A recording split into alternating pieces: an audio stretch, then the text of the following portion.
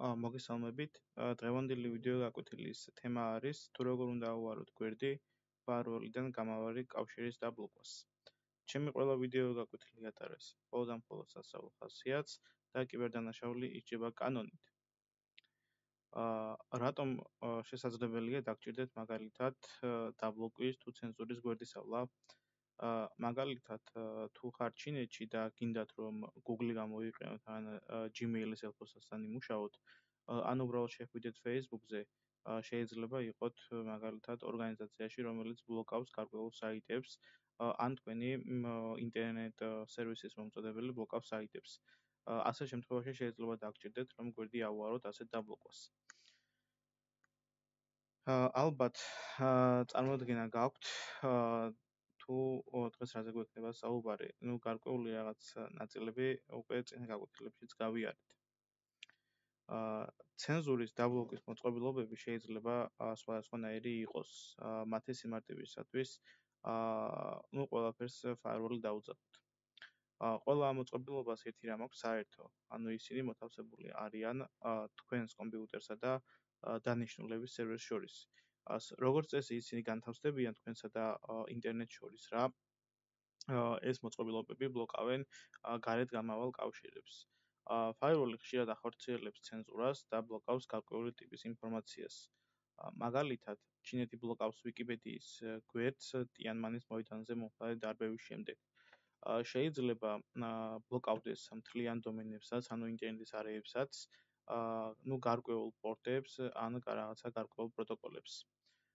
თუ firewall-ი აკეთებს პაკეტების deep inspections, ანუ ღრმა ანალიზს, მაშინ მას შეიძლება პროგრამული დონის პროტოკოლები დაბლოკოს მან.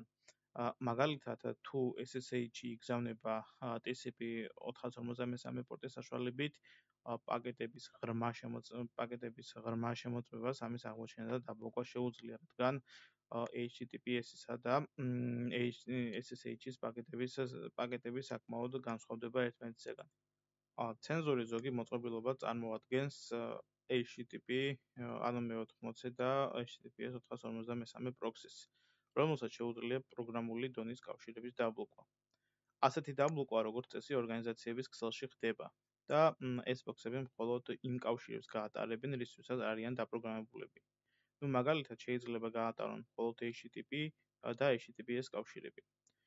მიუხედავად იმისა, რომ პროქსი მოწყობილობები შეუძლიათ პაკეტების ანალიზი და დაბლოკვა, რას აანალიზებენ და რა მისნით, ყოველ მოცემულ შემთხვევაში ეს ყველაფერი განსხვავებულია.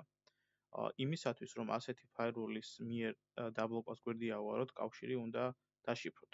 თანაც კავშირმა უნდა მოაჩვენოს, რომ სხვა IP მისამართს უერთდებით. ასევე თანაც აი ამ კავშირმა უნდა გაიაროს იმ პორტებში, რომლებიც გახსნილი აქვს firewalls.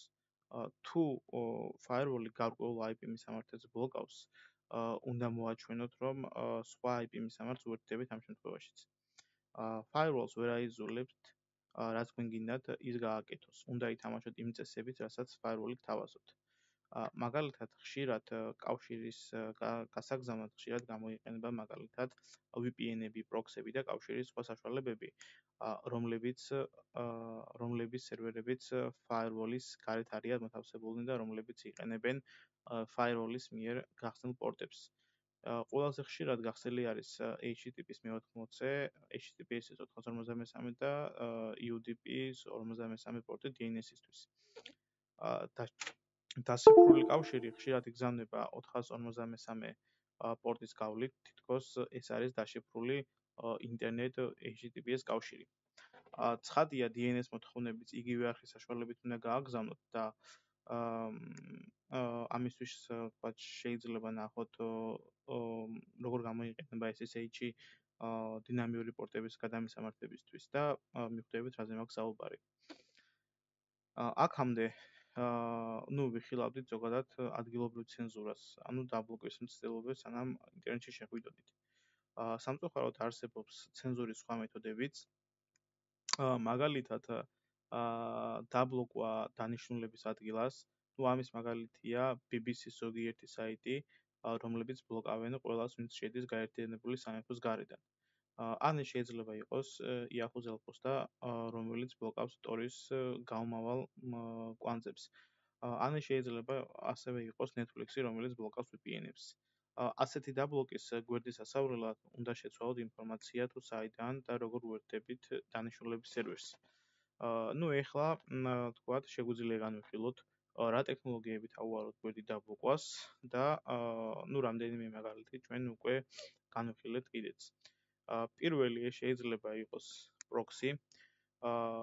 როგორც უკვე აღვნიშნეთ, ეს არის სუსტი ტექნოლოგია და მუშაობს მხოლოდ იმ შემთხვევაში, როცა მოწინააღმდეგე კარგად არ ამოწმებს, რას აკეთებთ. გამავალი კავშირების დაბლოკვისას ამ ტექნოლოგიის გამოყენება შეიძლება მხოლოდ იმ შემთხვევაში, თუ აღმოჩენის მოსალოდნელი შედეგები არ არის სერიოზული და ეს მეთოდები, როგორც წესი, უკეთესად მუშაობს დანიშნულების ბლოკირებისას. თანაც როგორც წესი, აღმოჩენის შემთხვევაში არაფერი სერიოზული არ ხდება. მეორე ვარიანტი ეს შეიძლება იყოს SSH გვირაბის გამოყენებით. თქვენ შეუერთდებით SSH სერვერს და შემდეგ შეუერთდებით დანიშნულების სერვერს. ეს კავშირები იყენებენ HTTP 480 და HTTPS 453 პორტებს და ამ კავშირის გამოყენება შეიძლება თუ SSH სერვერის საშუალებას იძლევა შეცვალოთ 22 საჭირო პორტით, ან მომსახურების მომწოდებელი მოგცემთ პორტის შეცვლის საშუალებას. თუ მოწინააღმდეგე იყენებს პორტების ღრმა ანალიზს, მაშინ მიხვდებიან, რომ კავშირი SSH-ია და დაბლოკავენ. ასევე შეუძლიათ შეამოწმონ მიმღების სერვერის პორტი და მიხვდებიან, რომ სერვერი SSH სერვერია და დაბლოკავენ. დანიშნულების დაბლოკვის შემთხვევაში SSH-ი საკმაოდ კარგად მუშაობს, რადგან მიმღების სერვერი ვერ ხედავს თქვენ ნამდვილ მისამართს და მხოლოდ ხედავს სერვერის მისამართს. მესამე შეგვიძლია გამოვიყენოთ OpenVPN-ი. დაახლოებით იგივეა რაც SSH-ი, ოღონდ იყენებს სხვანაირ პროტოკოლს. შეიძლება მაგალითად მოახერხოთ გვერდი ავუაროთ firewalls, მაგრამ შეიძლება მოგიწიოთ სერვერის პორტის შეცვლა, 11.94 UDP სტანდარტული პორტიდან, რომელიც ღია firewalls-ზე რა და UDP 53 პორტი ყველა ჯობია, რადგან ხშირად გახსნილია და თანაც UDP პორტია. OpenVPN-ი კი UDP-სთან მუშაობს კარგად და სწრაფად. თუ TCP კავშირს იყენებთ, ალბათ ყველა ჯობია გამოიყენოთ 453 პორტი. თუ firewall-ი აკეთებს პორტების ღრმა ანალიზს, მაშინ ისინი მიხვდებიან, რომ VPN-ს იყენებთ და შეიძლება დაგბლოკოთ. ხადია, ასეთ შემთხვევაში საჭიროა პორტების შეცვლილება სერვერზე. ამის საშუალებას კი მომწოდებელი უნდა იძლეოდეს. მაგალითად, ასეთი მომსახურება, ერთ-ერთი ასეთი მომსახურება აქვს ARVPN და შეგიძლიათ ის გამოიყენოთ. მოკლედ, გარეთ გამავალი კავშირისთვის VPN-ი კარგად მუშაობს, თუმცა ვერ უძლებს ესე ვთქვათ პაკეტების ღრმა ანალიზს. ადგილობრივი შემავალი კავშირებისთვის VPN-ი ბევრად უკეთესად მუშაობს, თუმცა თუ firewall-ი ბლოკავს ყველა ცნობილ VPN სერვერს, მაგალითად Netflix-ი აკეთებს ამას, მაშინ საჭიროა ნაკლებად ცნობილი VPN სერვერი გამოიყენოთ. თუ თქვენი საკუთარი OpenVPN სერვერი გაქვთ, მაშინ ისინი ვერ მიხვდებიან, რომ VPN-თან აქვთ საქმე და თუ მიხვდებიან კიდეც ძველი სერვერის წაშლა და ახალი სერვერის ამუშავება მოუწევთ. შეგიძლიათ ჯონდონიმის გამოიყენოთ, ერთ-ერთი ანონიმიზაციის მეთოდი არის და გარეთ გამავალ კავშირებთან დაახლოებით იგივე წარმატებით მუშაობს, როგორც SSH-ი ან VPN-ი. თუმცა უფრო ნაკლებად მოსალოდნელია, რომ შემომავალი კავშირისაც დააგბლოკონ, რადგან ეს ქსელი ძალიან ცნობილი არ არის, თუმცა რა თქმა უნდა გარანტირებული არაფერია. პაკეტების ღრმა ინსპექცია, ანალიზი ამ პაკეტებსაც ადვილად აღმოაჩენს და დაბლოკავს. რომ შევაჯამოთ ყველანაირი დაშიფრული კავშირი, რომლებიც იყენებენ გახსნილ პორტებს, ვერ იმუშავებენ firewall-ებთან, რომელსაც აქვთ deep inspection-ი და ზოგიერთი firewall-ი, მაგალითად Zgrade Firewall of China, იმისათვის რომ გაარკვიოს რა კავშირთან აქვს საქმე, ამოწმებს საიდან მოდიხარ და რა საიტებს გვერდდებით. თუ აღმოაჩენს, რომ იყენებთ VPN-ს, დაგბლოკავენ და საზოგადოებრივ ასეთი ცენზურა იშვიათად ხდება, თუმცა ზოგიერთი რეპრესიული რეჟიმი იყენებს ამ მეთოდებს. Tor-ით უნდა აღვნიშნოთ, შექმნილია იმისათვის, რომ გვერდი აუაროთ firewall-ებს და მისი ზოგიერთი გარეთ გამომავალი bridge ცდილობს, რომ კავშირი ჩვეულებრივ დაშიფრულ ინტერნეტ კავშირს დაამტკიცოს. ან პაკეტები ნებისმიერად შეცვალოს, ან ემთგავსებიან ისეთ კავშირებს, რომელთა დაბლოკვაც ბევრი სხვა კავშირის დაბლოკვასაც გამოიწვევს. ზოგიერთი კვანძი ცდილობს გვერდი აუაროს IP დაბლოკვას და არა პაკეტების პროტოკოლის დაბლოკვას და ამან შეიძლება გვერდი აუაროს პაკეტების შედარებით მსუბუქ ანალიზს. მაგრამ ცოტა ღრმა ანალიზის შემთხვევაშიც კი firewall-ი აღმოაჩენს, რომ პაკეტები არ არის ჩვეულებრივი კავშირის ნაწილი. მიუხედავად იმისა, რომ ტორს შეუძლია ბევრი firewall-ების გვერდისავლა, ასევე შესაძლებელი არის, რა თქმა უნდა, მისი აღმოჩენაც, ხო?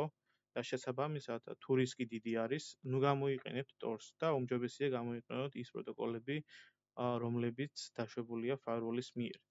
მაგალითად, თუ firewall-ი SSH-ს ატარებს, გამოიყენეთ SSH-ი, რადგან ასეთ შემთხვევაში პაკეტების შემოწმებით ვერავერ ახალს ვერ ნახავს და გაატარებს თქვენ კავშირს.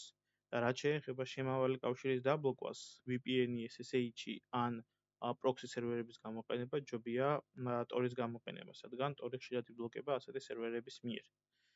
ასევე გაითვალისწინეთ, რომ შემავალი კავშირების დაბლოკვის გვერდის ავლა უმეტეს შემთხვევაში შეიძლება საკუთარი VPN სერვერი შექმნით, რადგან ეს firewall-ები მხოლოდ ბლოკავენ ცნობილ VPN სერვერებს. შესაძლებელია, რომ რამდენიმე სხვადასხვა მეთოდის კომბინაცია გამოიყენოთ, მაგალითად, ტორი ჩასვათ VPN-ში ან SSH-ში და firewall-ს გაცდეთ ერთ-ერთი ამ გვირაბით, შემდეგ კი გამოიყენოთ ტორი. თუ firewall-ი უბრალოდ ბლოკავს ყველაფერს, უნდა არსებობდეს სერვერი, რომელიც ინტერნეტს უერთდება. სხვაგვარად, firewall-ი აზრს კარგავს და ასეთ შემთხვევაში ერთ-ერთი გზა არის, რომ გაიაროთ ასეთი სერვერი და ამის გაკეთება მაგალითად SSH-ით შეიძლება.